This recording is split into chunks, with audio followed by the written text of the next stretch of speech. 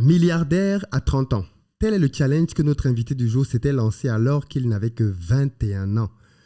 Et tout au long de sa vie, il a travaillé très durement pour atteindre cet objectif. Et comme vous allez le voir dans cette émission, il y est parvenu. Aujourd'hui, nous recevons un jeune plein d'ambition, plein de stratégie et qui est en train de se tracer son chemin au travers de l'entrepreneuriat pour parler d'argent avec lui. Parce qu'au final, c'est toujours juste une question de temps.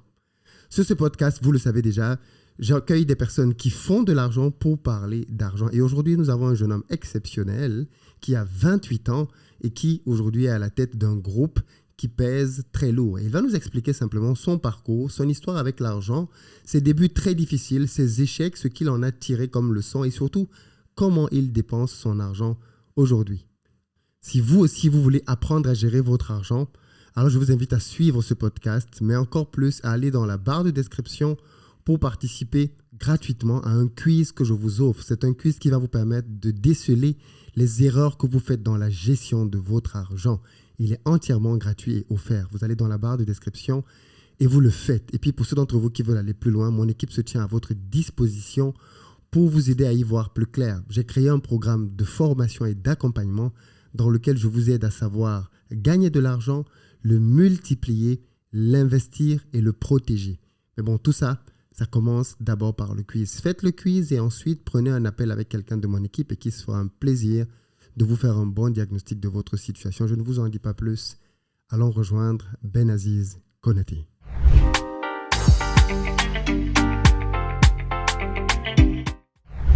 Bonjour Benaziz. Bonjour, comment tu vas? Je vais très bien, merci. Super. Je te propose de commencer par te présenter pour les gens qui ne te connaissent pas encore. Super. Alors, je suis Benaziz Konaté, jeune entrepreneur de 28 ans. Je viens de la Côte d'Ivoire et je suis manager général de Volaille d'Or, donc qui est une entreprise de production, transformation et distribution de produits agroalimentaires, et manager général de l'industrie de transformation métallique ITM, qui est une industrie de transformation métallique, comme on le dit, et également manager général de Invest, donc qui est une application d'investissement et d'autres business. En gros, je suis entrepreneur. Voilà, dans l'âme. Non, mais c'est très bien. Alors, toi, tu t'es fait remarquer, du moins, tu t'es fait connaître du grand public il y a pas mal d'années. À l'époque, tu avais 21 ans. Oui. Et tu avais fait une déclaration très audacieuse dans laquelle tu disais que tu avais pour objectif de devenir milliardaire avant 30 ans. Oui. Aujourd'hui, tu en as 28. Est-ce que c'est toujours un objectif pour toi? Est-ce que tu l'as déjà atteint? Ou est-ce que tu en es par rapport à ça? Pour moi, la définition même du milliard, déjà, c'est un état d'esprit. Il faut déjà être milliardaire dans la tête. C'est très important. Alors, en tant qu'entrepreneur, pour moi, c'est une vision que je me suis donnée qui m'a permis, à un certain moment donné, de me dire, écoute, tu veux devenir milliardaire à 30 ans, pourquoi? Pour pouvoir changer les mentalités, pour que les jeunes Africains puissent penser également milliard. Quand on regarde les fortunes des Américains, etc. et tout, on se dit, mais pourquoi est-ce que nous, on a peur de rêver grand? Donc, c'est un challenge. Et aujourd'hui, si on met en compte tous nos actifs, etc. et tout, on peut dire qu'en France CFA, on a déjà atteint le milliard. Excellent. Maintenant, comment on travaille pour pouvoir l'atteindre en cash flow, c'est une autre question. Oui, ça, mais, oui. mais c'est sûr qu'on va y arriver voilà, d'ici les 30 ans. Tu as dit qu'on devient un bon milliardaire dans la tête. Ça veut dire quoi? Alors, milliardaire dans la tête, c'est un état d'esprit. Ouais. C'est quoi cet Déjà, état d'esprit? Écoutez, en 2016, Oui. lorsque je faisais cette déclaration, j'avais une seule entreprise. Oui. Et en 2020, lorsque je regardais l'évolution de l'entreprise et la planification, je me suis dit, écoute, à 30 ans, avec l'évolution et la planification, il faudrait un miracle pour devenir milliardaire. Ouais. Il faut, avec la crise à Covid, etc. et tout, j'ai dit non, rien ne va m'arrêter. Donc, automatiquement, il faut faire des recherches. Quand on veut aller quelque part, on fait des recherches pour savoir qui est déjà arrivé là-bas. Donc, je vois un peu l'immobilier, je vois un peu d'autres secteurs d'activité et je comprends qu'il faut de la diversification. Covid nous l'a montré, une seule activité après. Donc, c'était le moment de diversifier. Donc, je diversifie. On ne peut pas devenir milliardaire en ayant des produits qu'on vend uniquement à peut-être 2500, 3000 francs et en ayant des marchés qui va venir m'acheter du poulet pour 500 millions. Ouais. Il y a un problème qui est là. Ouais. Donc, il faut énormément de temps. Il faut énormément également d'investissement. Donc, quand on prend cela, on se dit, OK, je veux être milliardaire dans ce domaine-là, mais ça va prendre un peu plus de temps. Comment être milliardaire dans le temps? Il faut que j'arrive à vendre des produits. Je le disais à un ami, il faut que j'arrive à vendre des produits où je vends un seul produit à 10 millions. Oui. Si quelqu'un m'en achète 10, ça fait 100 millions. Tout à fait. Que j'ai des produits ou des marchés où je peux faire des marchés de 100, 200, 300 millions. Oui. Et c'est comme ça que, après recherche, je dis, OK, l'Afrique a tellement de problèmes, on va regarder quels problèmes résoudre encore. Donc, on attaque l'immobilier, la construction métallique. On crée une industrie de transformation métallique qui aujourd'hui construit des opérations immobilières où une seule maison coûte 100 millions. On est en train de lancer des opérations immobilières de 12 millions pour 2 chambres, salons, etc. Et tout. Mais là, on a des marchés de plus de centaines de millions pour des constructions de bureaux, etc., pour des mines et autres. Donc là, on se retrouve dans un secteur où une seule facture, on peut émettre des factures de 300, 400 millions. Donc, petit à petit, c'est cela. Mais aussi, il y a la question de gestion de ses revenus. Tout à fait. Alors, lorsqu'on veut devenir milliardaire, ce n'est pas en économisant. OK. Pour moi, on ne peut jamais économiser pour devenir milliardaire. Le milliard, ça vient un coup. OK. Voilà. Et le milliard, pour moi, c'est... Qu'est-ce que je veux dire par exemple, pas économiser? C'est-à-dire que le but, c'est pas de je travaille, je mets de Écoutez, côté je ne vais pas jusqu'à ce mettre que ça 10 fasse un millions par milliard, mois c'est à ça? la banque pour OK. devenir milliardaire. Pour devenir Non, non, milliardaire. non, non, non. OK. C'est pas comme ça. OK. Donc, j'ai compris que le milliard, ça vient un coup. Oui. Et pour que ça vienne, il faut énormément d'investissement. Donc, c'est comme aller à la pêche. Vous n'avez pas lancé l'hameçon, vous n'allez pas vous espérer être au bord de l'eau et puis le poisson va sortir ou venir vers vous. Donc, il faut lancer plusieurs hameçons. Est-ce que vous voyez un peu? Ouais. Et puis, patienter, travailler jusqu'à ce que vous ayez... pour moi, la chance n'existe pas. Il faut provoquer cette chance-là. Ouais. D'accord? Il faut provoquer cette chance-là et il faut avoir un plan stratégique très clair, y croire fortement, une grande vision et puis travailler dur. Moi, je le dis, si vous visez le milliard, que vous n'êtes pas arrivé au milliard, vous serez à côté parce que vous avez pris toutes les dispositions possibles pour pouvoir y arriver. C'est très important. Donc, c'est un perpétuel réinvestissement. Et je me rappelle, il y a un an ou deux, j'étais là et je me dis, mais attends, tu veux devenir milliardaire et puis tu n'as même pas 500 millions de ton compte. Je dis, mais attends, il y a un problème. Mais quand je me suis assis et puis j'ai évalué, je dis, mais j'ai ça. Mais je n'ai pas ça dans ma main. Tout à fait. Donc, je parlais avec quelqu'un de ma famille. Il me dit, mais toi, c'est bizarre. C'est pas possible, c'est pas normal. Je dis, écoutez, l'argent doit travailler. Tout à fait. Et un entrepreneur, il doit avoir un capital de sécurité. C'est très important. Il peut se dire, bon, écoute, chaque année, j'ai peut-être 10 millions que je mets à côté sur mon capital de sécurité. Ça veut dire en cas de problème, il peut sortir tout de suite 50 millions. Il oublie même. Le reste, même s'il a eu 100 millions, 200 millions de bénéfices, il regarde, mais je peux injecter dans lequel de mes business pour le faire grandir. Il faut prendre des risques de façon continue également pour être milliardaire et puis innover. Voilà. C'est très important ce que tu dis parce que justement, beaucoup de gens font cette confusion. Ils pensent que quelqu'un qui est milliardaire, c'est quelqu'un qui a 1 milliard dans son compte en banque. C'est déjà faux. On calcule plutôt ses avoirs, c'est-à-dire les choses qu'il possède, qu'est-ce qu'elles valent s'il les vendait demain. Et puis tu dis aussi quelque chose qui est très intéressant, c'est que quand tu es dans le game de l'argent, le but, ce n'est pas d'amasser de l'argent dans le compte en banque. Le but, c'est de le faire travailler dans l'économie. Parce que même quand tu déposes ton argent à la banque, qu'est-ce que la banque en fait? Elle le fait travailler dans l'économie. Exactement. Pour pouvoir prendre des intérêts chez des gens à qui elle le prête. Donc, en gros, j'aime souvent dire aux gens que si tu as beaucoup d'argent dans ton compte en banque, c'est peut-être la preuve que tu ne sais pas gérer l'argent. Parce que si tu savais gérer l'argent, tu le mettrais dans différentes activités pour qu'il tourne davantage. Vous ne pouvez pas être entrepreneur, avoir un business plan qui est à 4 milliards, par exemple, pour vous développer. Et vous avez 100 millions, vous gardez ça au chaud et puis vous attendez quoi en fait? 100 millions, comment est-ce que vous allez faire pour gagner ces 100 millions? Vous pouvez réinvestir, peut-être que vous allez gagner un peu plus demain. Oui. Donc cet argent-là, il doit travailler. Et on doit arriver, et pour moi, l'Afrique, aujourd'hui, on parle certainement d'entrepreneuriat, mais on va arriver au stade où il faudra des investisseurs. Vous savez, bon, tu sais. Oui, tu sais, aujourd'hui, on a beaucoup d'entrepreneurs qui sont en train de naître et tout le monde ne peut pas devenir entrepreneur. C'est un calvaire d'être un entrepreneur. C'est une vie de fou. C'est du stress, c'est de la pression, c'est des pleurs, c'est connaître un peu de tout en même temps. Donc, c'est se former tout le temps et c'est travailler tout le temps. Oui. Et tout le monde ne pourra pas.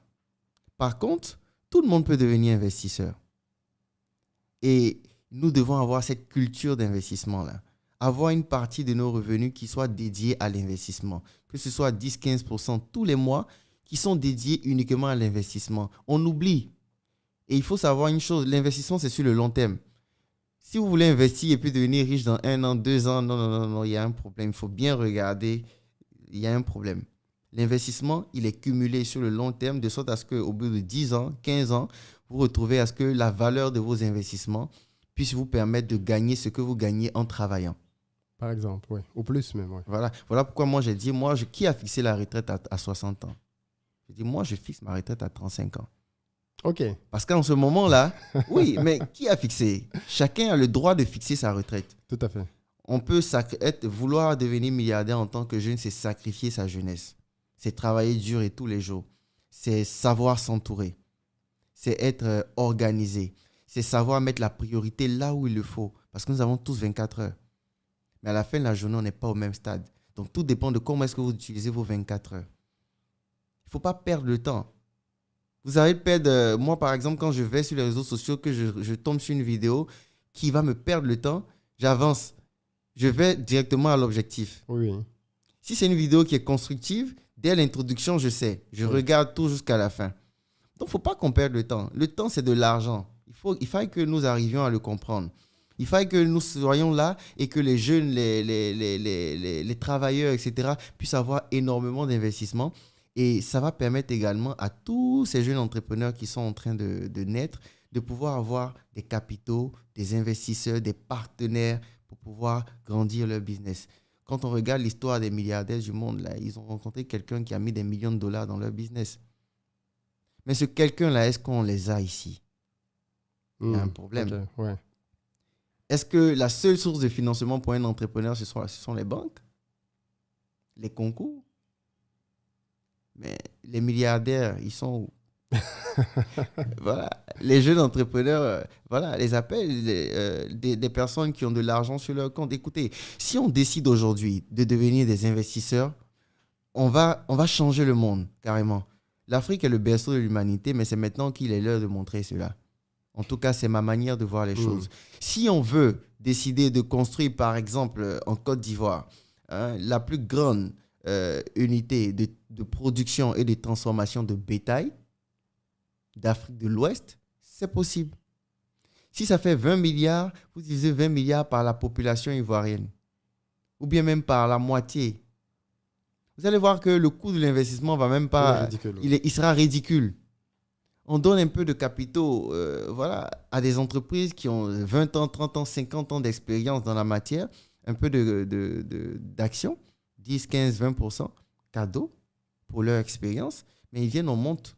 Et si on finit de monter cela, mais vous aurez une industrie qui va déjà créer de la richesse.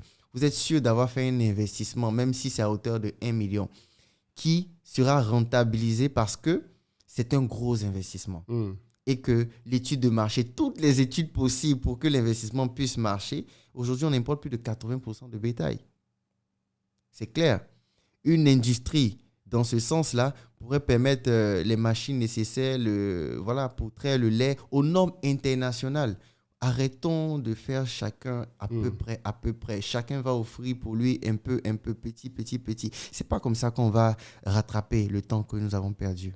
Il faudrait que les gens puissent avoir cette conscience-là. Mais au-delà, il faudrait que les gens puissent avoir les capacités d'apprendre ce que c'est que l'investissement. D'accord. Et puis, apprendre à investir, mais savoir également où investir. Il y a des indicateurs qui sont là. Je veux qu'on parle un peu de ton entreprise Volaille d'Or, le poulet. C'est vrai que tu t'es fait connaître. Oui. Tu as commencé de manière très basique finalement. Parce que ce qui est intéressant avec ton histoire, c'est que toi, tu ne viens pas d'une famille riche. Tu as commencé au tout bas de l'échelle.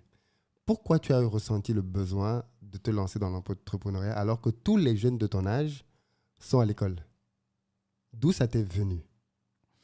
Alors, la plupart des jeunes, en tout cas, de ton âge. Déjà, lorsque j'étais au lycée, oui, je voyais mes grands frères du quartier qui nous envoyaient pour aller acheter des galettes, etc. et tout, pour leur remettre. Ils étaient assis, mais c'était des doctorants, des gens qui avaient le master, etc. et tout. Je me dis, mais je suis en train d'aller à l'école, c'est pour avoir le master, le doctorat et tout. Mais quand je les regarde, là, je n'ai pas envie de finir comme ça. Et donc, eux, ils disaient, si tu ne connais pas quelqu'un, tu ne peux pas avoir travail. Hmm. Je dis, mais attends, je vais faire les 2 capis, travailler toute la nuit, faire mes devoirs et tout, et puis venir m'asseoir. Je ne connais pas quelqu'un, je ne vais pas avoir de boulot. Non, non, non, non. Alors, c'est en ce moment-là que je décide de prendre mon destin en main. On travaille pourquoi? Pour gagner de l'argent. Il fallait que je commence à apprendre à gagner de l'argent. J'étais en classe de seconde. Donc, mon père me donnait 200 francs pour manger à l'école. Donc, j'ai économisé, j'ai acheté un téléphone portable à 2000 francs. Donc, Ah oui. je ne mangeais pas. Oui.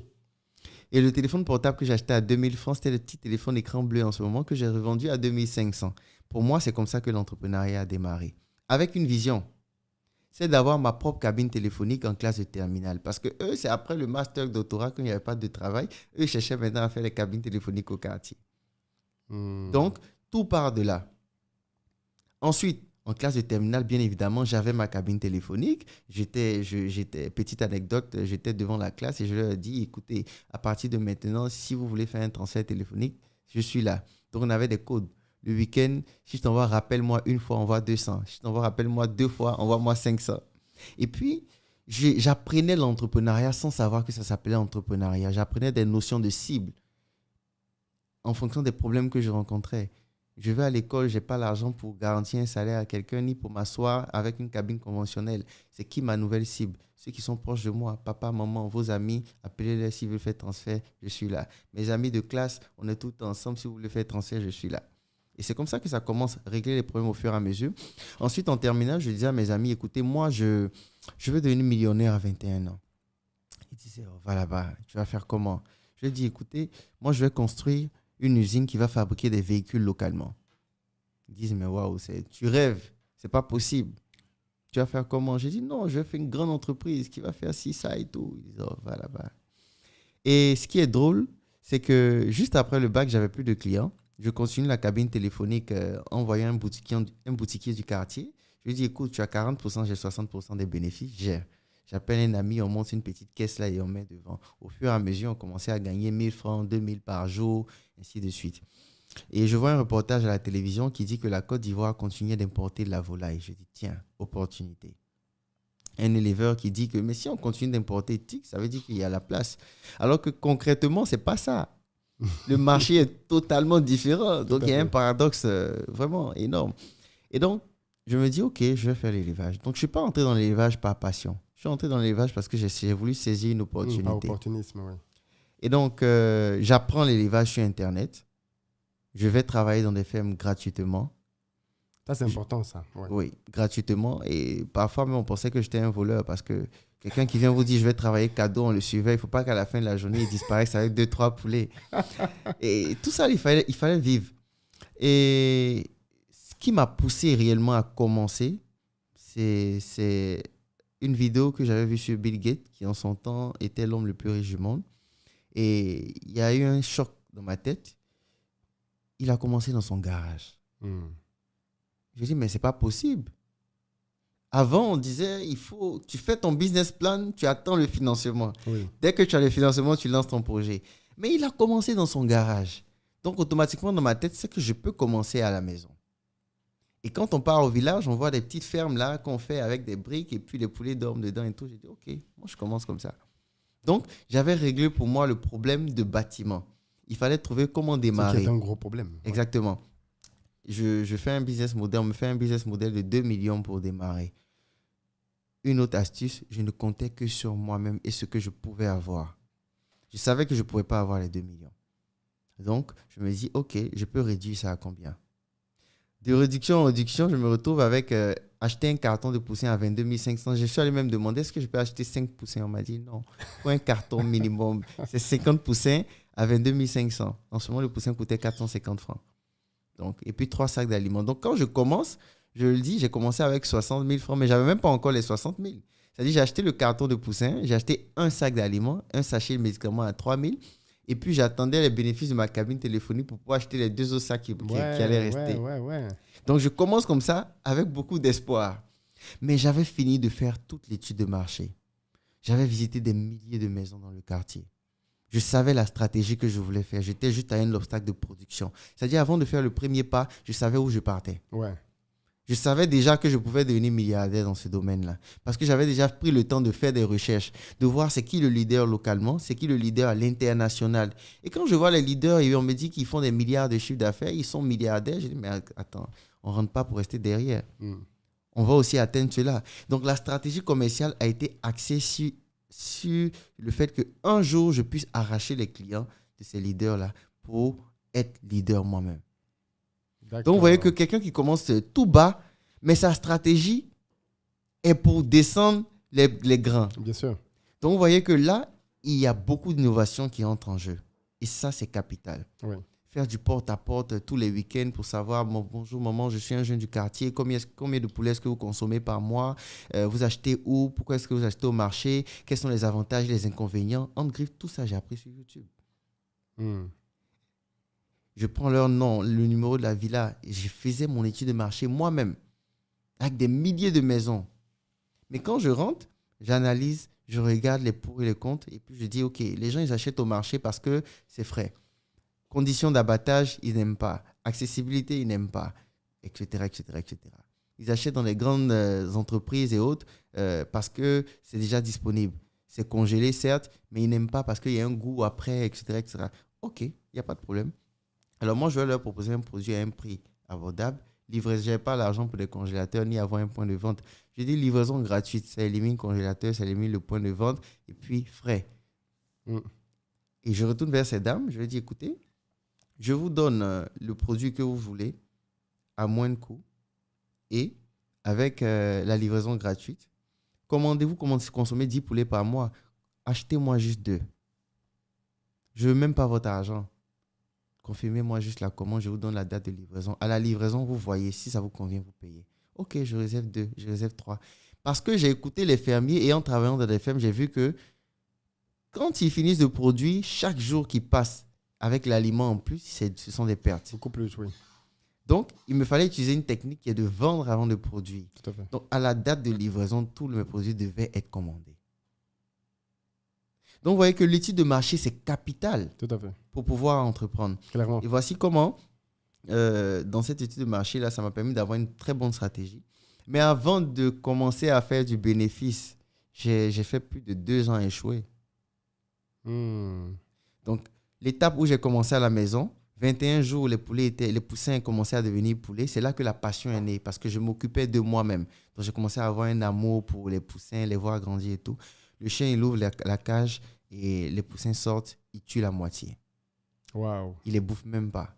C'est-à-dire, il les tue, ils sont là dans la cour. J'ai eu très mal. Je suis resté là pendant des heures et mon père qui me dit, écoute, pense ça comme une expérience. Vas-y, continue. Au passage, j'avais même pas l'argent pour le radiant. J'ai acheté un câble et j'ai acheté l'ampoule rouge qu'on vend à la boutique là, qui chauffe, 300 watts. Et j'ai acheté un thermomètre. Donc, avec 1000 francs, moi, j'avais mon radiant. Est-ce que vous voyez un peu? Ouais. Et j'ai regardé, j'ai mis l'ampoule chauffait, j'ai mis le thermomètre, il y avait la température qui était en bas, c'était bon. Je dis OK, c'est comme ça que j'ai chauffé mes poussins. D'accord. Est-ce que vous voyez un peu? Oui. Donc, c'est beaucoup de stratégie. C'est croire en sa vision, c'est également beaucoup de sacrifices. Après cet échec-là, mes parents ont demandé à ce que j'arrête. D'abord, j'ai repris. Cette fois-ci, j'ai vendu la cabine téléphonique, j'ai pris tout le fonds de commerce et je mets dedans. Je perds tout. Pourquoi? L'installation de fortune que j'avais faite ne tenait pas. Nous étions tombés en saison des pluies. Oui. Alors, en saison des pluies, l'eau rentrait à chaque fois. Donc, tous mes poulets étaient maigrichons. Je les ai distribués aux voisins. J'ai perdu. J'ai accepté la perte. Ouais. J'ai dit, OK, il me faut construire un petit bâtiment conventionnel parce que si je reprends ça quand on est en saison des pluies, je vais avoir le même problème. Ou bien j'attends que la saison des pluies passe. Mes parents m'ont dit, écoute, va à l'école, ton affaire de poulet là. Donc, eux, ils ont regardé le côté, l'enfant doit terminer ses études, il ne faut pas qu'il soit distrait. Moi, je regardais ça là, je peux devenir riche dedans. Ouais. J'ai un problème à résoudre. Il faut que j'arrive à produire. Il faut que j'arrive à nourrir l'Afrique. Donc, moi, j'étais dans un autre univers, carrément. Je trouve un ami dans le quartier qui avait de l'espace chez lui à la maison. Je convainc ses parents de me donner de l'espace pour pouvoir faire l'activité. Et pendant 8 mois, on construit un bâtiment d'à peine 400 000 francs, c'est-à-dire 200 000. Lui, sa mère lui donnait de l'argent chaque mois. Moi, je fais des affiches, je mets dans le quartier, maître de maison. Je sors, je vais chercher du travail parce que là, j'avais tout perdu. Le travail que j'ai trouvé, aide-maçon sur les chantiers. Et quand j'arrive là, je dis, je veux travailler. On me dit, c'est 2000 francs par jour. Ça tombe bien, on cherchait quelqu'un pour faire monter les briques à l'étage. Donc, je ne savais pas mélanger le ciment. Et je prends les briques 2 par 2. Au bout de quelques voyages physique, je suis... Et chaque pas que je faisais, je pensais à mon projet. Ouais. Chaque marche, je pensais à mon projet. Je savais pourquoi est-ce que je le faisais. Les 2000 francs, là, je partais mettre ça dans une boîte. Chaque sous mon lit, tous les jours. Et à la fin du mois, c'est cet argent-là que je prenais et que je donnais à mon ami. On mettait 20 000, 30 000 ensemble. Et puis, on partait acheter du bois, du ciment, etc. Et tout. On n'avait même pas l'argent pour le transport. Tout était calculé. Je mettais le bois ici, les derrière, et puis on le transporte. On a un peu d'argent, on appelle un maçon, il vient travailler un peu et tout. Lorsqu'on a démarré, c'est là que le succès commence. Et à ce moment-là, on a vendu les produits, on les a battus, on a livré. La dame qui a commandé 2 poulets sur ses 10 de consommation normale voit que le produit il est bon. Le prix il est accessible et la livraison était gratuite. Automatiquement, elle veut commander les 8 autres. Bien sûr. Alors qu'on avait déjà pris toutes les commandes. Donc, c'est là que le succès commence. Je dis à mon ami, écoute, on reprend l'activité, on réinjecte nos bénéfices. On avait autour de 60 et quelques mille de bénéfices, donc ça faisait 30 000 chacun. Je lui dis, on réinjecte. Si on multiplie ça par 10, 20, on n'a pas besoin d'aller travailler pour quelqu'un. Et donc, c'est comme ça qu'on a réinjecté, on a doublé au fur et à mesure. Et à un certain moment donné, je sortais à 2 heures du matin pour aller m'occuper des produits. Waouh. Des poulets avant d'aller au cours le matin. À midi, pendant que mes amis cherchaient à aller manger, moi, je cherchais à rentrer pour aller m'occuper des produits. Et revenir au cours le soir, l'après-midi. Et donc, c'est beaucoup de sacrifices, c'est croire en sa vision. Et à un certain moment donné, il fallait faire un choix. Mais là, pendant 3 ans, 4 ans d'activité, je n'ai pas touché 5 francs des bénéfices de l'entreprise. Je passais mon temps à réinvestir l'argent que je gagnais et faire d'autres activités, petites activités. Donc, pendant les vacances, je vendais des ignames au marché de mon quartier. Souvent, quand des amis même passaient, je disparais. On ne sait plus qui vend les ignames. Je suis à 10 mètres et puis je croise mes gens comme si je ne suis pas concerné. Et puis après, j'ai compris pourquoi est-ce que je faisais ça. Je n'avais pas besoin d'avoir honte et j'ai commencé à me concentrer sur ça. Toutes les petites activités, acheter des montres, revendre à mes amis, acheter des t-shirts, des chemises, venir revendre à mes amis de classe et tout. C'est ce qui me permettait de réinjecter de l'argent dans mon business au fur et à mesure. D'accord. Donc, ce n'est pas gagner de l'argent tout de suite. Oh, j'ai eu un bénéfice, je vais prendre un peu d'argent dedans pour m'acheter ci, ça. Non. C'est croire en sa vision. Vous avez besoin de 10 millions, vous avez eu 100 000, vous voulez déjà commencer à vous faire plaisir. Non. Ouais. Donc, c'est comme ça que l'entreprise a grandi petit à petit. À un certain moment donné, mon ami en question, ils m'ont chassé. C'était déjà trop grand. Oui, et ils m'ont chassé parce qu'ils nous ont dit qu'ils voulaient construire quelque chose là. Oui. On nous avait donné l'espace pour 2 ans. On a fait juste 3 productions. 3 productions, c'est à peine 6 mois. 6 mois. Ouais. Et nous, nos productions, c'était en 30 jours. En plus. Parce que chaque jour, on avait 2 productions. Oui. Donc, avec un intervalle. Donc, au bout de la 3e production, on nous demande d'arrêter. C'était un choc. Oui, parce que vous avez investi là, votre bâtiment. Exactement. On m'a rassuré qu'on allait me rembourser tout ce que j'avais mis. Mais pour moi, ce n'était pas l'argent qui était le plus important, c'était le projet. Oui, bien sûr. Et donc, je suis sorti là. En ce moment, Dieu, il a agi. Je sors, je marche vers une destination inconnue et je tombe sur des fermes. Et il y a une vieille dame. Je demande, je dis, c'est qui le propriétaire de ces fermes? C'est une vieille dame, elle est dedans là-bas. 3 grands bâtiments de 5 000, 5 000, 5 000, dont un bâtiment de 5 000 vides. Il dit, ça, c'est une opportunité. Le même soir, Waouh. là, je considère que c'est Dieu parce que j'ai grandi dans le quartier. Je partais dans d'autres quartiers pour aller travailler dans des fermes. Je ne savais même pas qu'il y avait des fermes dans ce quartier-là. Oui. C'est en marchant, étant en train de réfléchir fortement, que je tombe sur ces fermes-là. Je vais voir la dame. Figure-toi, je n'ai pas vu son visage. Je savais que je parlais à une vieille dame. Il y avait juste des lampes à pétrole dans sa ferme. Et je suis assis, c'est l'ombre. On était 20 heures par là. Et on se parle, je lui explique mon histoire, je lui explique mes stratégies. Elle me dit, jeune, tu es intelligent, tu es courageux. Et j'ai refusé de donner mon bâtiment à beaucoup de personnes. mais écoute, si tu as les moyens de réhabiliter le bâtiment, je te laisse travailler jusqu'à ce que tu atteignes 1000 poulets. À partir de là, tu vas commencer à me verser un loyer. Waouh. Mais je veux voir ton père. Ah oui.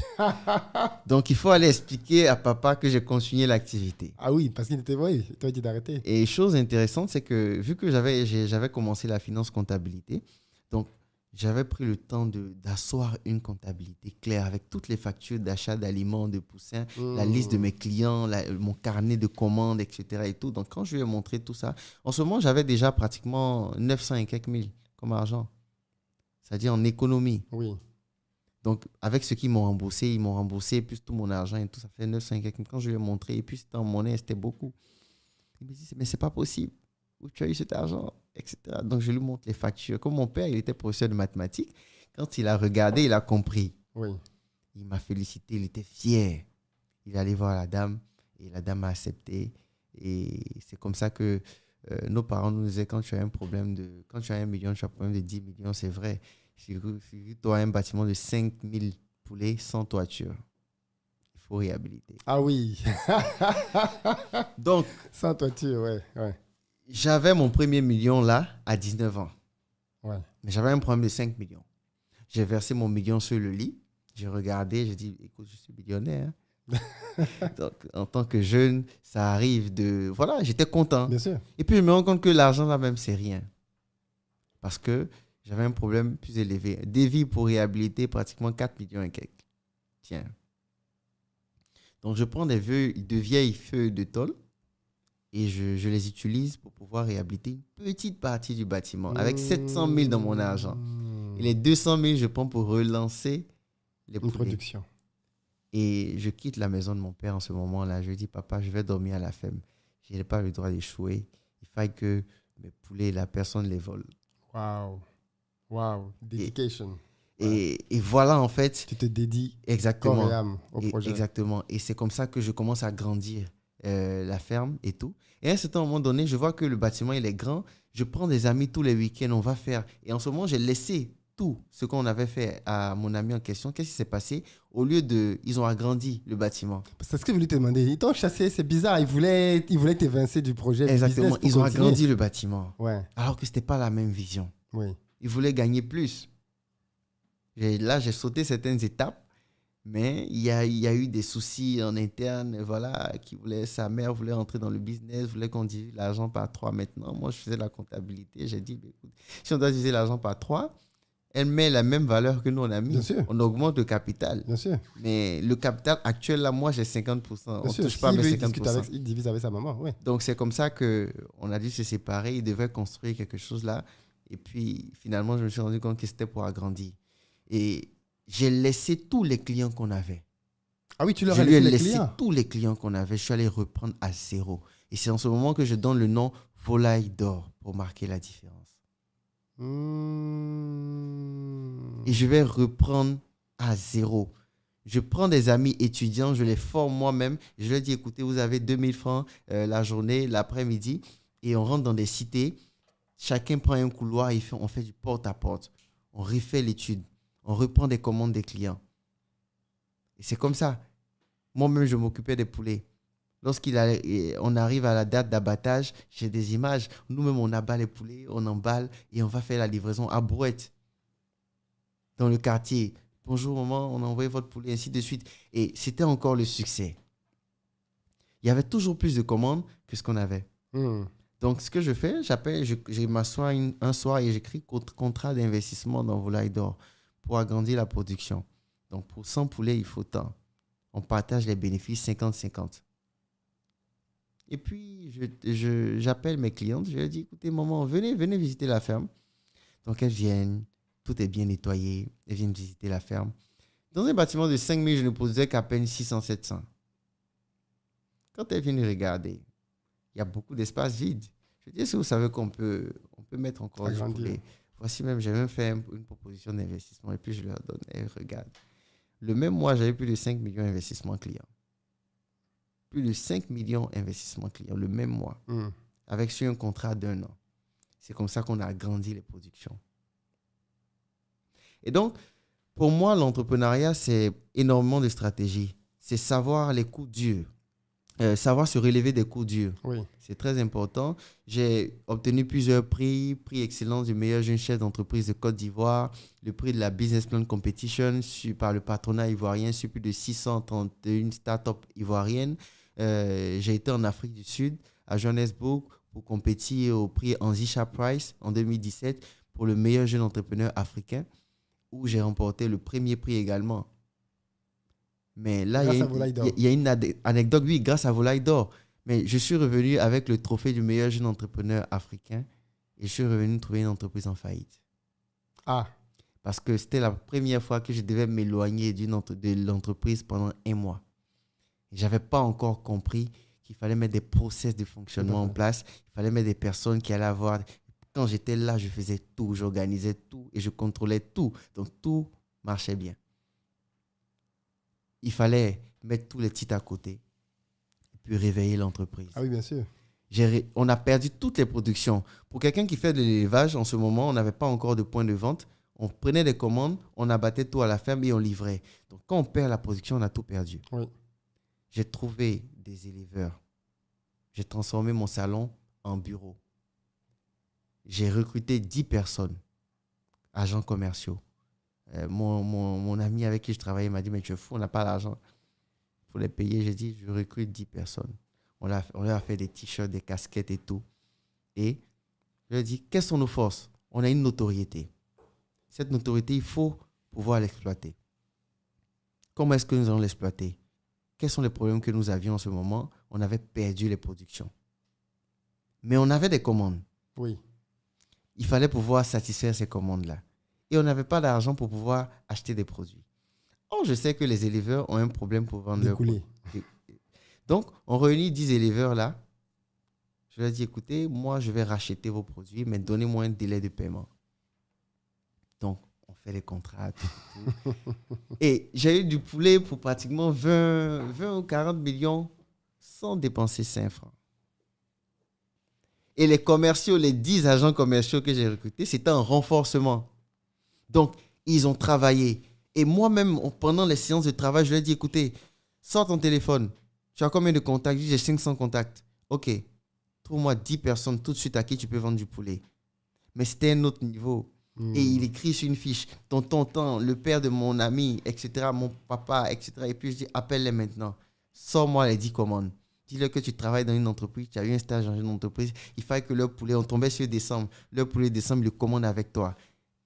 La meilleure des techniques, c'est la recommandation. Je te connais, je suis ouvert, donc je peux facilement être réceptif.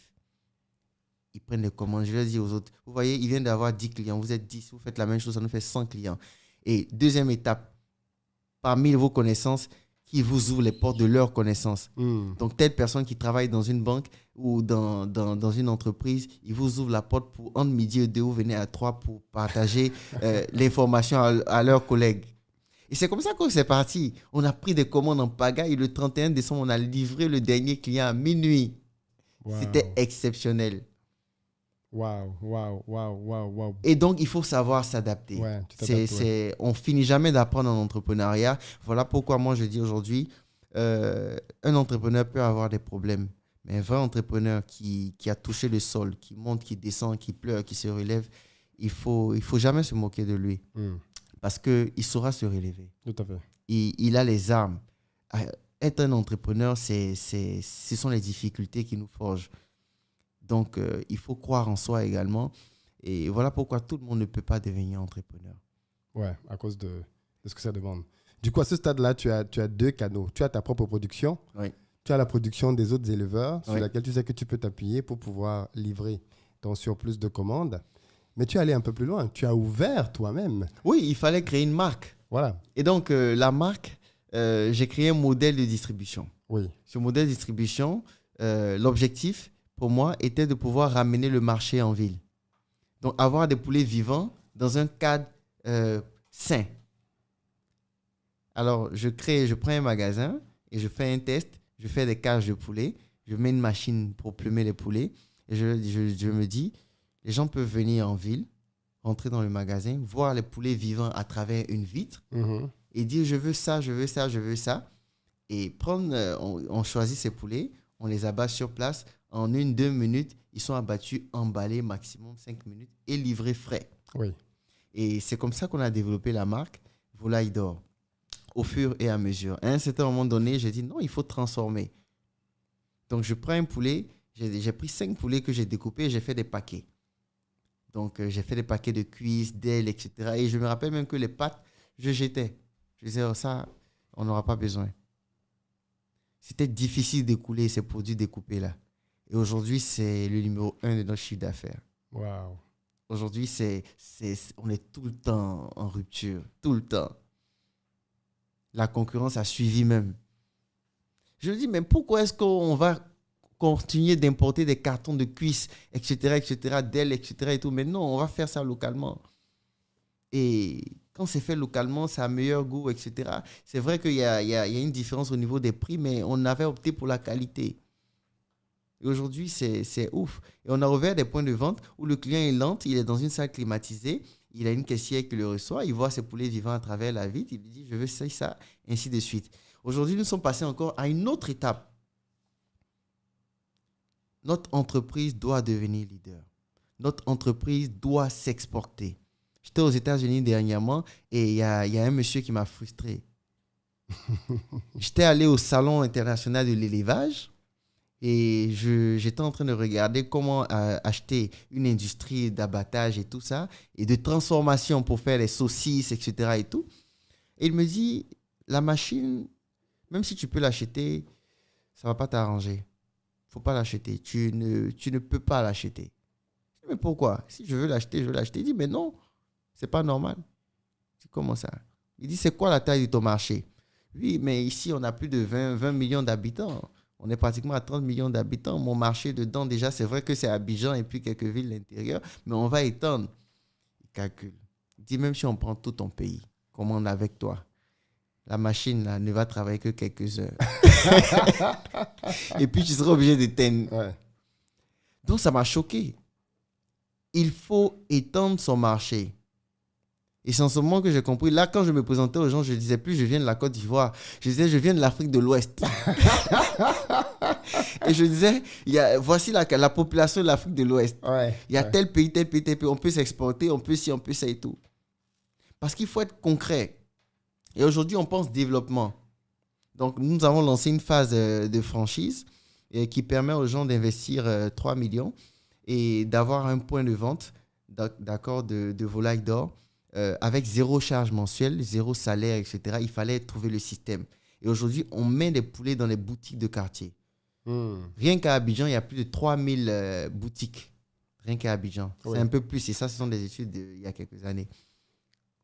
Et donc, nous, on est en phase d'ouverture de 500 boutiques à Abidjan, dans lesquelles on fait le branding extérieur, on met la marque, on fait la peinture. Donc, on leur donne une allure de supérette. Oui. On leur donne des congélateurs volaille d'or, brandés et tout.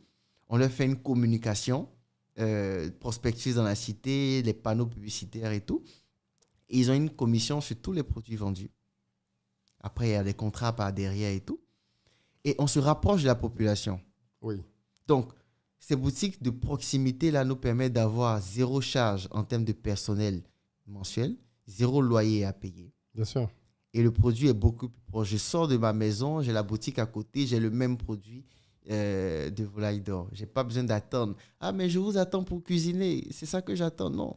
Et ça, on se retrouve partout. Il faut créer cette proximité-là. Oui. Donc aujourd'hui, c'est ce que nous sommes en train de faire et ça marche très bien. On est en train d'ouvrir au fur et à mesure. Chaque mois, on ouvre de nouveaux points et c'est cette stratégie d'expansion-là qu'il va falloir. Et c'est d'ailleurs l'occasion de dire que c'est possible de reproduire dans plusieurs pays. Bien sûr, c'est duplicable. Voilà, c'est duplicable facilement.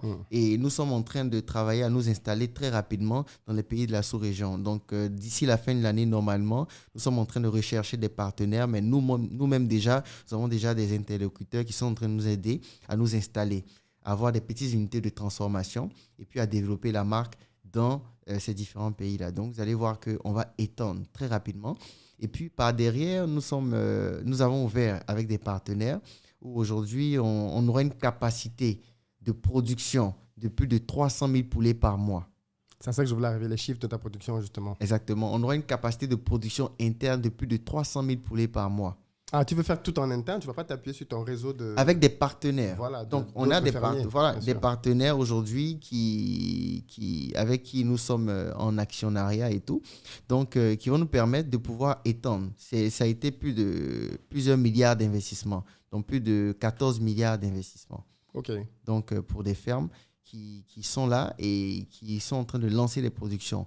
Au-delà, nous avons fait un appel à tous les fermiers, à plusieurs fermiers, des associations de fermiers, donc pour nous rejoindre, afin de pouvoir utiliser leur production, déjà les mettre à nos normes, et utiliser leur production pour la transformation de ces produits-là. Donc, nous avons les armes nécessaires en back-office pour pouvoir attaquer réellement et sérieusement le marché. D'accord, OK. Ouais. Et nous sommes ouverts à tout investisseur dans différents pays pour représenter la marque et tout, et pousser. Donc, un jeune entrepreneur qui vise loin, il doit avoir de grands rêves, de grands objectifs, travailler par derrière sur toutes les bases, ouvrir à un certain moment donné son capital à de gros investisseurs, de grosses entreprises qui ont déjà énormément d'années d'expérience dans le secteur, etc. et tout, et puis pousser pour atteindre sa vision. Il ne faut pas être renfermé, avoir peur de dire son projet, mais non. Voilà. Tout à fait. Donc aujourd'hui, de Volaille d'Or, aujourd'hui, on a plusieurs autres entreprises. On a Colitrans qui fait le déménagement en camion, qui fait, etc., etc. Donc, on a plusieurs entreprises. Aujourd'hui, j'ai plus de 6 entreprises dans différents secteurs d'activité. Grâce à Volaille d'Or. Grâce à Volaille d'Or. Tu as réinvesti l'argent. Oui. Exactement. Donc, c'est cet argent-là qu'il faut réinvestir chaque fois. Il faut réinvestir chaque fois. Ça peut marcher, ça peut ne pas marcher. Il faut se relever. Mais du coup, j'ai quand même envie de... Alors, à l'époque, déjà, quand on en avait parlé la dernière fois, tu étais déjà à 300 millions, je pense, de chiffre d'affaires que tu générais. Aujourd'hui, ça s'est stabilisé, ça a continué de grandir. Écoute, aujourd'hui, en termes de chiffre d'affaires, si on prend le groupe, aujourd'hui, on est en train de passer en holding. Ça va s'appeler eBack Holding. Donc, si on prend le groupe, on a dépassé largement les milliards de chiffre d'affaires. Okay, mais clairement, on attend en termes de valeur, en termes de chiffre d'affaires, en termes de tout ce qu'on fait, on est déjà au-dessus de plusieurs milliards. Maintenant, concrètement, on est en train d'avoir le milliard, là. On a d'attendre le milliard. Donc, il faut évoluer. Il faut regarder les crises qu'on reçoit. La COVID a bouleversé le monde. Il fallait s'y adapter. On a un modèle de distribution qu'on a mis, mais quand on regarde, on se dit que, écoute, ce modèle-là, c'est vrai, c'est bien, mais l'expansion est lente. Il faut se rapprocher le plus possible de la population. Il faut un modèle qui peut nous permettre d'avoir 500 points de vente au bout de 2 ans. Comment on fait? De ne pas avoir 500 points de vente, 0 loyer mensuel. 500 points de vente, 0 charge personnelle mensuelle. C'est une industrie qui produit, qui distribue. Donc, on passe à une autre échelle. Mais on peut avoir également 500 points de vente qui appartiennent à 500 personnes. Oui. Donc, des personnes qui investissent. Et qui, elles, sont rassurées parce qu'elles ont 0 charge mensuelle, 0, etc. On est sûr que chaque mois, je vais avoir au moins 50, 100 000, 150 000 de bénéfices. Sans, qu'on me dise, il faut payer le loyer. Parce que vous pouvez investir dans un projet, vous avez mis un peu d'argent, et puis ce que vous avez gagné ne permet pas de couvrir les charges du projet. Donc vous n'êtes pas en train de gagner de l'argent. Il faut choisir entre investir et faire travailler son argent, ou être entrepreneur, travailler avec l'argent. Tout à fait. Donc c'est un peu ça. Alors, maintenant, je veux qu'on parle un peu de ton usage personnel de l'argent. C'est-à-dire, toutes ces entreprises t'ont permis effectivement de générer beaucoup d'argent. Toi qui viens, comme tu l'as rappelé, d'un milieu plutôt modeste. Que représente l'argent pour toi? Rien. Mais encore? Pour moi, l'argent, c'est rien. Parce que quand on est entrepreneur, aujourd'hui, vous avez peut-être 100, 200 millions. Au bout d'une semaine, c'est fini. Et puis, vous avez un problème d'1 million. C'est drôle, mais c'est la réalité d'un entrepreneur. Vous avez de l'argent, mais vous n'avez pas l'argent, mais... Donc, l'argent, c'est rien, en fait. Il faut plus... C'est pas l'argent aussi qui fait le projet, c'est le projet qui fait l'argent. Quand l'entrepreneur comprend ça, le jeune entrepreneur comprend ça, il réfléchit autrement. Moi, j'ai des projets où je n'avais même pas encore fait le logo. Des gens sont venus dire, écoute, on veut investir. On veut travailler. Donc, ce n'est pas l'argent qui fait le projet, c'est le projet qui doit faire l'argent. Tout à fait. Et aujourd'hui, quand on gagne de l'argent et qu'on a une grande vision, cet argent-là n'est pas de l'argent pour nous.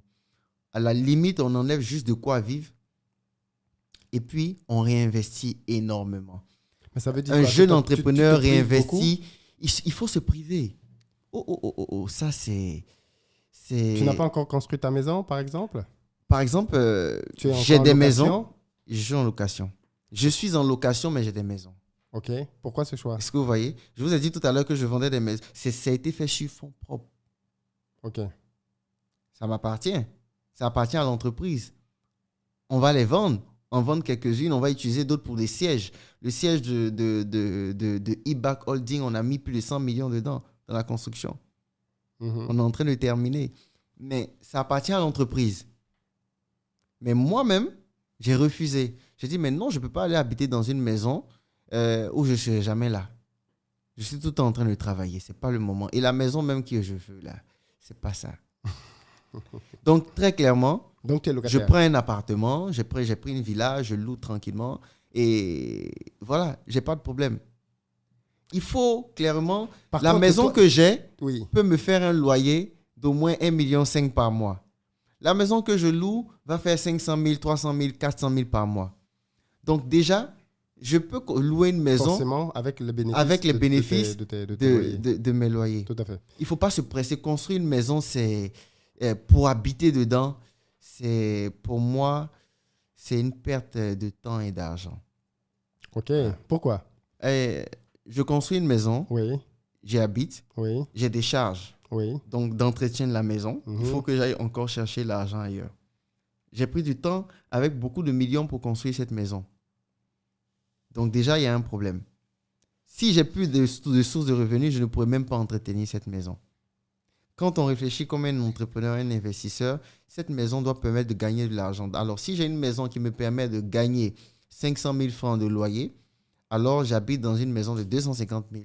OK. Je prends les 500 000 là-bas, je loue ma maison et je prends les 250 000, je fais des charges, etc. Je fais du bénéfice, je peux réinvestir. Oui, tout à fait. Donc, ça ne sert à rien de vouloir il faut se priver de beaucoup de choses. Il faut se priver de beaucoup de choses. Il y a encore quelques années, moi, j'avais voilà, de l'argent, mais je le roulais dans ma fourgonnette, je n'avais pas de problème avec quelqu'un. Parlons de ça. Est-ce que tu es passionné de voitures? Je dis ça parce que la dernière fois que je t'ai vu, tu avais une Mercedes blanche, Oui. belle Mercedes blanche. Aujourd'hui, je te revois, tu as un BMW. Donc là, tu es en train de parler effectivement, oui, non, l'argent à réinvestir, mais au niveau des voitures, tu roules quand même dans des grosses voitures. Pourquoi ce choix? Maintenant, Oui. Maintenant, oui. Parce que maintenant, je suis capable de pouvoir acheter une voiture, d'accord, sans que cela ne m'effraie. Sans que cela ne représente une charge pour moi. Aujourd'hui, je suis capable de pouvoir dépenser du carburant 20 000, 30 000 francs par jour sans calculer. Avant, je n'étais pas capable de le faire. Mais j'étais capable d'acheter la voiture, mais pas de l'entretenir. Aujourd'hui, je suis capable de le faire. Et aujourd'hui, ces voitures-là, la Mercedes est là, la BM est là et tout. Mais ces voitures-là sont pour moi une source de motivation.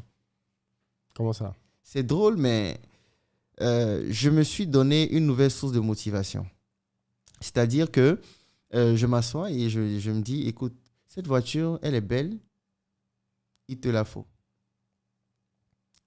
Ça fait combien? Je regarde et je dis, OK, pour pouvoir atteindre cette voiture, je ne vais pas prendre mon argent. Je fais un calcul. Si j'ai tant comme client, comme bénéfice, j'enlève tant, voilà ce que je peux prendre pour acheter la voiture. OK. Ça va me prendre tel nombre de temps. Et puis, je travaille. Et ça me motive et ça me fait rire. Et je l'ai dit à quelqu'un de proche, mais ce n'est pas moi qui l'ai acheté. Ce sont les bénéfices. Ce sont les clients qui l'ont acheté. Ouais. Ce n'est pas moi qui l'ai acheté en réalité. Parce que moi, mon argent, je n'ai pas touché. Mon argent de sécurité, là, je n'ai pas touché. Ouais. Donc, ce sont les clients qui ont acheté. Et c'est pour une cause précise. Ça répond à un besoin précis. Et ça également, c'est important. À un certain moment donné, quand j'ai acheté, par exemple, la Mercedes, j'avais une voiture qui allait énormément au garage. C'était une hybride. Et ici, il n'y a pas trop de mécaniciens d'hybride, donc ça prenait du temps, etc. Et tout. Et un jour, j'étais très avare en tant qu'entrepreneur. Je me disais, non, mais c'est au garage, c'est au garage. Mais je me suis rendu compte que c'est devenu une nécessité. Et je suis là, j'ai calculé ce que j'ai dépensé dans la journée en termes de déplacement avec le temps perdu parce qu'il faut attendre les transports, etc. Et tout. Et je dis, mais attends, c'est pas possible. Mais non. Donc, je me suis levé un matin, j'ai dit, OK, j'achète une voiture. Mais pourquoi une Mercedes? Pourquoi pas une petite Toyota? Alors, à un certain moment donné, Suzuki. J'avais de l'argent. Oui. Et j'avais même envie d'acheter une Range Rover. Ok, carrément. Et quand j'ai regardé, j'ai dit, OK, écoute, tu mets l'argent dans l'entreprise. Ouais. Fais travailler l'argent. Mhm. Dès que tu as l'argent, tu achètes ce que tu veux. Donc, ça a été une motivation personnelle. Ok. Alors, j'ai pris l'argent. Cette année-là, j'avais investi plus de 100 millions dans l'entreprise. Mhm. J'ai ouvert de nouveaux points de vente. J'ai acheté un camion pour l'entreprise. Et j'étais encore dans ma fourgonnette. Ok. Le camion, je l'ai acheté neuf. J'ai acheté plein de choses. J'ai investi tout l'argent. Il ne me restait rien. Mais dans l'entreprise. Et j'ai dit que quand j'obtiens les bénéfices de ce réinvestissement, j'achète une voiture. Et en ce moment-là, j'achète la Mercedes. Et même encore, la Mercedes, je l'ai achetée pas avec mon argent encore. Ça a été une opportunité, ça a été un deal, ça a été de l'argent qu'un partenaire me devait. Et puis, c'est comme ça que ça s'est passé. Ok. À un certain moment donné, j'ai vu que je bougeais tellement, j'ai commencé à rentrer dans l'immobilier. Il me fallait une voiture haute. Donc, la Mercedes entrait beaucoup au garage parce que quand j'entrais dans les trucs, c'était une nécessité pour moi parce que dans l'immobilier, quand vous arrivez en fourgonnette, le gars, il vous regarde. Il vous prend pas au sérieux. Il vous prend pas au sérieux. Ouais. Et lorsque j'ai acheté la Mercedes, quand j'arrive sur un chantier avec la Mercedes, tu vois la différence. Mes gars sont dans le camion derrière. Et quand on descend et qu'on fait le point et tout, le monsieur ne connaît pas le bureau. Il a juste vu l'entreprise sur Internet. Et puis, il donne l'argent. J'ai compris qu'à un certain moment donné, il faut créer cette confiance-là avec le client. Il faut que le client soit en confiance et dise, ah tiens, c'est une entreprise sérieuse. Mais je fais toujours passer l'entreprise avant moi. L'entreprise avant moi. C'est important. Toujours. Et tu penses que la voiture, ça contribue à rassurer les gens sur le fait que ce n'est pas un plaisantin, ce n'est pas un blagueur? Alors, ça contribue d'abord à un plaisir personnel. Oui. Parce qu'elle a été achetée avec de l'argent, on va dire, sur un objectif. Oui, un challenge, quoi. Un challenge. Oui. Donc, vous êtes content. Et il n'y a pas très longtemps, la BM que tu as vue tout à l'heure, c'est une BM, par exemple. Je voulais acheter une Maserati. OK. Et je suis allé visiter la Maserati. J'ai regardé, j'ai écrit, OK, j'achète la Maserati dans tes... Et mes proches me disent, tu es fou? Tu as acheté ça pourquoi? J'ai dit, mais non, qu'ils ont dit que c'est mon argent que je vais prendre pour acheter. Ils disent, mais comment ça? J'ai dit, mais non, je veux la voiture. Donc, je dis, l'argent pour la voiture, je veux l'avoir peut-être en 3 mois. Ça devient un challenge pour moi. Oui. Et ce challenge-là, je me dis, OK, ça veut dire que chaque mois, je dois faire peut-être 20 millions de bénéfices sur tel projet. Et je sors moi-même avec des étiquettes, des autocollants, etc. Et je visite des immeubles, des maisons en construction et tout. J'ai un objectif à atteindre. Oui. Et je vais, tac, tac, tac, tac, tac, tac, tac, tac. Je cherche des clients. Et quand j'ai fini, j'ai eu l'argent de la Maserati. Lorsque j'ai eu l'argent de la Maserati, l'argent était là. J'ai dit, mais voilà, je le fais très souvent. C'est un challenge. Il faut s'auto-challenger. Je peux être là et puis je me dis, écoute, ce mois-là, il fallait que tu fasses 100 millions de chiffre d'affaires. Il faut que tu ailles 50 millions, 30 millions de bénéfices. Si tu arrives à atteindre ce stade-là, voilà ce que tu vas faire avec l'argent. Et c'est amusant. Je le fais parfois pour acheter des terrains. Je vais acheter tant comme terrain pour que ça prenne la valeur pour l'entreprise. Est-ce que tu dépenses? Parce que là, du coup, on a quand même le sentiment que finalement, tu es très stratège, très sérieux. Est-ce que tu te fais plaisir aussi avec ton argent? Est-ce que ton argent, c'est uniquement pour les réinvestissements ou alors tu fais aussi la fête comme tout bon jeune? Je disais à ma femme il n'y a pas très longtemps, oui. Je lui ai dit, si tu me vois dépenser 1 million, c'est que j'en ai gagné 10. OK. Elle dit, comment ça? J'ai dit, regarde, c'est simple. Quand je dépense 1 million, ça veut dire que peut-être, je vais faire des dons de peut-être 200, 300, 400 000. Elle se plaint beaucoup de ça. Elle me dit, mais tu es entrepreneur. J'ai dit, mais non. un entrepreneur a également besoin d'avoir des actions sociales. Ça fait partie du volet RSE de nos entreprises. C'est important de le faire. Et ça me fait plaisir à moi-même de le faire. Donc, pour moi, c'est un plaisir. Donc, je le fais. Elle dit, OK, d'accord. Mais cet argent, est-ce que tu ne pourrais pas prendre pour avancer sur tous tes nombreux chantiers? Ouais. J'ai dit, mais non, c'est différent. Si tu me vois dépenser 1 million, j'en ai gagné 10. Les 9 millions, tu crois que c'est allé où? Ouais. C'est allé là-bas. Donc, moi, j'ai un ratio qui est simple. 20%, je fais ce que je veux. Je peux acheter quelque chose cher tout de suite et puis ça ne me dit rien. OK. 20%, je fais ce que je veux. 20% de tes bénéfices. Du bénéfice. Ouais. 80% du bénéfice est réinvesti. Automatiquement, sans calculer, sans réfléchir. Et c'est réinvesti d'abord.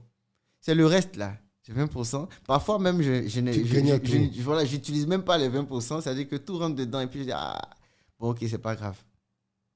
Donc, il faut avoir ce mindset-là. Ça veut dire que aujourd'hui, tu vis donc petitement par rapport à ce que tes entreprises génèrent. Tu vis encore très petitement. Oui, je peux faire plus. Oui. Mais ce n'est pas nécessaire. Aujourd'hui, moi, c'est parce que je me suis marié. Mais comment tu fais? J'habitais dans un appartement, il y a encore, dans un appartement de une chambre salon. Oui. Il y a encore 5 mois. OK. 5-6 mois, j'habitais encore dans un appartement de une chambre salon. C'est un appartement, je n'avais pas de problème avec quelqu'un. Qui te coûtait combien? Qui me coûtait à peine 150 000 francs. Ouais. Tu vois? Ah, c'est bien. Donc, j'étais tranquille. Ouais. J'étais tranquille. Et j'étais dans mon appartement, c'est parce que je me suis marié que j'ai pris une villa. Ouais. J'ai dit, bon, ok, l'enfant, etc. et tout, c'est devenu un besoin maintenant. Et je regarde la maison, j'ai dit, bon, ok, je vais habiter dans ma maison ou je prends. Donc, je regarde, j'ai dit, mais non, j'habite pas dans ma maison. Je prends une maison en location. Et tu mets ta propre maison en location aussi. Donc, voici un peu le genre de manière d'utiliser son argent. Il faut faire beaucoup de sacrifices. Ouais. Mais ce qu'on dépense doit être uniquement les bénéfices, une partie des bénéfices qu'on a décidé de dépenser. C'est tellement Moi, par important. exemple, j'achète des habits une fois dans l'année. OK, ça, je voulais arriver à ça, les habits. J'achète des habits et des chaussures une seule fois dans l'année. Pourquoi? Mais parce que le faire quotidiennement, ça me fatigue l'esprit. J'estime que quand j'ouvre le placard, il y a assez d'habits, de vêtements. Donc, le faire quotidiennement, ça me fatigue l'esprit. Toute l'année est consacrée à l'investissement. Donc, en fin d'année, je décide par exemple que, OK, je prends de l'argent et je fais du shopping. En ce moment-là, j'estime que c'est le moment. Donc là, j'achète tout ce que je veux. Quand je finis de l'acheter, c'est fini. Il faut apparaître devant moi avec la nouvelle sortie de ci, de ça. Bon, ça ne m'intéresse pas. Ouais. La preuve, les téléphones, voilà, ça ne me dit rien. Lorsque j'avais, par exemple, je ne vais pas peut-être faire de publicité, mais par exemple, lorsque j'ai un téléphone, le téléphone, la génération 1, 2, 3 sort après, le téléphone est toujours dans ma main. Oui, parce qu'il a Mon téléphone même est cassé. Oui. Mais je n'ai pas mon problème. Par contre, pour moi-même, ça constitue un problème. Même par exemple, pour ma femme, pour etc. et tout, je peux faire. Là, il n'y a pas de problème. Mais pour moi-même, j'estime que j'achète uniquement par besoin. Tout à fait. Et non par... Voilà. Tu n'as pas besoin de faire du... Exactement. En fait. Lorsque je voulais acheter le 4x4, j'ai regardé, j'ai dit, bon, ok, la BM me revient pratiquement moitié prix de la Maserati. Et puis, j'ai les mêmes avantages. Donc, en réalité, est-ce que la Maserati va me rapporter de l'argent? Non. C'était un challenge. J'y suis arrivé. Je n'ai pas besoin de prendre l'argent pour aller mettre dedans. Donc, j'ai réinvesti l'autre partie. J'ai besoin d'une voiture en hauteur. Je prends une voiture en hauteur qui peut être conventionnelle. Et je prends, j'avance. C'est comme ça. Ok. Non, mais c'est bien. On voit que tu as une vraie logique. Quel est ton rapport au crédit? Le crédit. Est-ce que tu t'endettes beaucoup? Pas du tout? Qu'est-ce que tu en penses? Alors, pour moi, le crédit... Je voulais juste faire une petite parenthèse, excuse-moi, parce que tu l'as dit, mais je pense que c'est important de le préciser. Et tu as très bien fait de le souligner. On ne se fait pas plaisir avec son salaire. Parce que malheureusement, c'est le piège dans lequel beaucoup trop de gens se tombent. C'est-à-dire qu'ils voient des gens, ils voient de belles choses, ils veulent acheter les belles choses et ils prennent leur salaire. On se fait plaisir avec le bénéfice de ces investissements. On ne se fatiguera jamais de dire ça. Donc, tant que vous êtes salarié, que vous avez un salaire, investissez ce salaire pour des business. Exactement. Tant que vous n'avez pas de bénéfice de vos business, privez-vous. Réinvestissez, échouez, apprenez, recommencez jusqu'au jour où ça va devenir rentable. Et ce n'est qu'avec les bénéfices, et encore une partie de ces bénéfices, que vous pourrez vous faire plaisir. C'est très important que tu aies précisé ça. Oui, et c'est pourquoi c'est en fin d'année que moi je fais énormément d'achats et de dépenses. Parce qu'en fin d'année, je fais un bilan. Oui, tu sais ce qui s'est Je passé. sais ce que j'ai gagné, Ouais. j'enlève une partie et je peux utiliser l'autre partie pour réinvestir. Ouais. Et c'est important parce que les années ne doivent pas se ressembler. Nous devons continuer d'avancer. Mm. Et pour avancer, il faut injecter notre argent. Mais même cet argent qu'on injecte ne suffit pas. Il faut donc chercher des investisseurs et d'autres sources de financement. Prendre des crédits, etc. Et tout. Et là encore, moi j'ai un problème avec le crédit en Afrique. Mm. Alors, pendant plusieurs années, Oui. j'ai vu plusieurs banques qui venaient, oui, on veut vous donner de l'argent, etc. et tout. Mais quand je regarde, cet argent ne peut pas me permettre de travailler. Ils ne t'en donnent pas assez, c'est ça?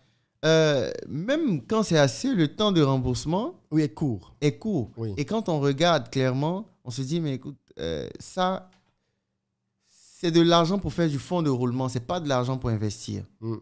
Et même si ça donne de l'argent pour investir, il faut que ce soit dans un cadre assez intéressant. Mm. Donc, pour moi, aujourd'hui, en tout cas, pour ma perception des choses, si je dois prendre du crédit, j'ai pris le crédit une fois avec une banque et j'ai pris 3 fois moins que le montant dont j'avais besoin. Oui. C'est ce qu'ils ont accepté. Et quand j'ai regardé, j'ai observé, j'ai dit, mais non, c'est pas possible.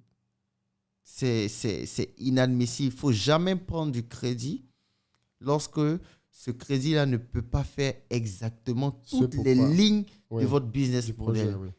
C'est capital. Oui, parce qu'après, tu te retrouves dans une situation très grave parce que tu n'as pas pu terminer le projet. Donc, il ne Exactement. peut pas te générer d'argent et Exactement. tu dois rembourser la banque. Exactement.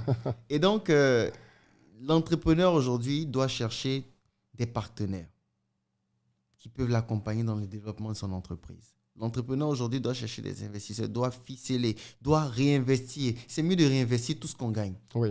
C'est mieux. On a moins de dettes. Il y a d'autres manières d'avoir du crédit. Le crédit fournisseur, il existe, etc., etc. et tout. Donc, il y a d'autres manières. C'est comme ça que je fonctionne maintenant. Alors, est-ce que tu n'as pas peur, parce que moi, je fais beaucoup de vidéos aussi pour sensibiliser par rapport aux entrepreneurs qui demandent aux particuliers de l'argent, c'est que les particuliers n'ont pas l'éducation financière nécessaire. Et il faut qu'on se dise la vérité. Quand un particulier te donne son argent, il ne sait pas qu'il peut le perdre. Parce qu'en fait, en tant qu'entrepreneur, toi, tu sais qu'un investissement peut marcher, peut moins bien marcher, peut même complètement rater. Mais le particulier, lui, pour lui, s'il te donne 3 millions, tu dois lui donner son argent. Est-ce que, est-ce que tu sensibilises les gens avec qui tu travailles au fait que ça reste un risque? D'accord. Ce qu'il faut savoir, Oui. avec ma structure, par exemple, Invest, ce qu'il faut savoir, c'est clair. Mm. La banque a son rôle. La banque est capitale pour le développement d'une entreprise. Oui. Mais si vous devez prendre un crédit bancaire, Oui. il faut que ce soit exactement ce dont vous avez besoin. Mm. Il faut que cela vous permette de pouvoir grandir. D'accord? Mm. Donc, à un certain moment donné, aujourd'hui, par exemple, si moi je veux prendre un crédit, je peux prendre le crédit que je veux parce que j'ai pris le temps de regarder le fonctionnement des banques, Mhm. les garanties que les banques peuvent demander. Oui. Et puis, quand un entrepreneur achète des terrains et qu'il prend le temps de suivre ses dossiers, d'accéder, etc., ce n'est pas pour rien. Il recherche des garanties bancaires. La banque, pour un entrepreneur aujourd'hui qui veut se développer à grande échelle, c'est capital. Qui veut faire des investissements, c'est capital. Forcément. C'est la voie à suivre. On finit toujours par y arriver. Oui. La preuve, les États-Unis, ils sont le pays le plus endetté du monde. La dette, c'est important. C'est bien même d'être endetté. Un entrepreneur qui n'est pas endetté, là, c'est pas clair. Parce qu'il faut prendre du crédit pour pouvoir bouger. Il faut faire travailler l'argent. On a toujours besoin de l'argent pour pouvoir travailler. Mais par derrière, prendre de l'argent des gens pour mettre dans son business, ça répond à certaines normes. Pour moi, si vous devez prendre de l'argent avec quelqu'un, c'est que cette personne-là est partenaire dans votre business. OK. Donc, vous êtes partenaire, vous partagez le risque. Ou bien, vous mettez en place, par exemple, dans nos systèmes de franchise, mais c'est clair, j'achète le point de distribution. Tout à fait. Et après, je le gère. Je le gère. Mm. Maintenant, si je n'ai pas les, moyens, les capacités, le temps de le gérer, nous avons mis en place un système par derrière qui a une Invest qui gère votre point. D'accord. Donc, quand je prends par exemple la boutique, le boutiquier, il est là. Invest passe pour faire les points. Mm. Donc, vous n'avez même pas besoin de venir dans la boutique. Le boutiquier, avant, il payait son loyer. Il n'avait pas de problème. Mais ce n'est qu'une plus-value pour lui. Tout à fait. Donc, il ne va pas demander un salaire mensuellement. Il prend ses marges sur tout ce qu'il gagne. Donc, vous, à la fin du mois, vous savez que l'investissement, il est là. Mm. Ce qui génère automatiquement du bénéfice. Donc, il faut prendre de l'argent des gens avec des risques mesurés et calculés. Tout à fait. C'est très important. Parce que sinon, on se retrouve avec des problèmes après. Clair. On se retrouve avec énormément de gros problèmes après. On ne prend pas l'argent des gens n'importe comment. Et les personnes également qui investissent dans des business, il faut qu'ils prennent le temps de savoir ce qu'on appelle le risque. Calculer le risque. Ouais. Le risque est élevé ou il n'est pas élevé. Oui. C'est capital. Mm. Quelqu'un vous dit, je vais prendre votre argent pour aller faire une production. C'est très à la mode maintenant. En tout cas, j'ai remarqué ça ici à Abidjan. Si vous faites une production, la production, elle peut marcher comme elle peut ne pas marcher. Tout à fait. Il faut que les gens le sachent. Il y a un problème. Il faut que les gens le sachent. Il y a Tout un à fait. problème. Quelqu'un vous dit, je vais prendre votre argent pour acheter un stock et revendre un stock. Bon, le stock est là. C'est le même stock qui sera revendu. Si j'ai pas, le stock n'a pas été vendu, le stock est là. Mon argent, c'est le stock. S'il n'est pas périssable. S'il n'est pas périssable. Donc, bon, OK. Donc, s'il est périssable, le risque est encore plus élevé. S'il n'est pas périssable, c'est bon. D'accord. Donc, l'investisseur également doit avoir cette culture de l'investissement-là. Tout à fait. Donc, devenir investisseur, ça s'apprend également. C'est très important. C'est un peu comme la bourse. Il faut regarder où investir. Bien sûr. Et c'est très important. Il faut que rien n'est facile dans la vie. Vous n'allez pas avoir une offre alléchante d'investissement. Vous allez investir quelques millions et gagner le double la même année. Il y a un problème. Il y a un énorme problème. Un investissement où on vous propose 30-50% de bénéfices, l'année, il y a un problème. Il y a beaucoup de Ponzi aussi. Quand on est en 10%, 20% de bénéfices, c'est encore logique. Quand on dépasse ça, nous, en tant qu'entrepreneurs, ils n'ont qu'à nous montrer comment on fait. Parce que là, vraiment, il y a un problème. Voilà, il faut pas qu'on mette un frein à toutes ces personnes-là qui ont envie d'investir dans des entreprises sérieuses. Ouais. Il faille que nous puissions faire beaucoup de formations sur des gens qui ont envie d'investir et qui sachent où investir. Sur notre application, par exemple, les gens mettent leur argent, ils peuvent mettre leur argent de capitaux d'investissement en attente. Donc, il sait que chaque mois, il a 10 000 francs qu'il met à côté pour investir. Nous, on fait l'évaluation, il dit, OK, voici où vous pouvez investir. Si vous investissez ici, voici le risque. Donc, vous avez le choix entre le faire ou ne pas le faire. Voici une opportunité. Le terrain, il est là. Il y a l'ACD dessus. La position géographique est bonne. Le loyer dans la zone fait tant. Vous n'avez pas l'argent pour construire une maison seule. Écoutez, 5 personnes, 10 millions, 10 millions, 10 millions, ça fait 50 millions. On sort la maison en 6 mois. On vend la maison, on se donne 1 an maximum pour la vendre. Chacun peut avoir une partie du prix de vente. Le prix de vente est fixé. Le prix de vente que vous voyez là, c'est en fonction du calcul et des études dans la zone du coût de vente d'une maison. Quand vous voyez ça, c'est clair, c'est logique. Votre argent est sécurisé. Qui va construire la maison? Une entreprise sérieuse, avec un contrat à tout. J'ai beaucoup de choses à dire et beaucoup de questions pour développer la partie investissement. Je propose qu'on le fasse dans la partie en direct parce qu'en fait, en général, on fait 2 émissions. On fait le podcast comme ça, qu'on tourne à 2, et puis on a une partie en direct pendant laquelle les auditeurs peuvent aussi te poser des questions. Donc en général, on la sort un samedi ou un dimanche après-midi, quand les gens sont posés à la maison, et ensuite on va tourner. Donc quand le podcast sortira, je te propose qu'on reprenne la discussion sur l'investissement parce qu'il y a plein de gens, bien évidemment, qui pourraient être intéressés, mais qui pourraient aussi avoir des questions pour mieux comprendre comment discerner les bons investissements, comment reconnaître qu'il y a des signes dangereux, ainsi de suite. Parce qu'aujourd'hui, on voit malheureusement des arnaques qui pilulent un peu partout de personnes qui viennent et qui raflent l'argent des gens en faisant des promesses 40, 50, 60% de parfois même, on a même vu, j'ai vu, ça va 4500% de rentabilité en 1 an. Et les gens croient à ça. Ils vont mettre de l'argent dedans. C'est pas possible. C'est possible dans le Ponzi, oui. Après ils n'ont que leur larme pour pleurer. Merci beaucoup, Benaziz, Merci. d'être venu nous voir pour cette émission. On te souhaite beaucoup de courage, beaucoup de réussite Merci. dans tes prochaines entreprises et puis beaucoup de sagesse parce que ça se voit que tu sais ce que tu fais quand même avec ton argent et ça, c'est bien. Merci beaucoup. Merci beaucoup.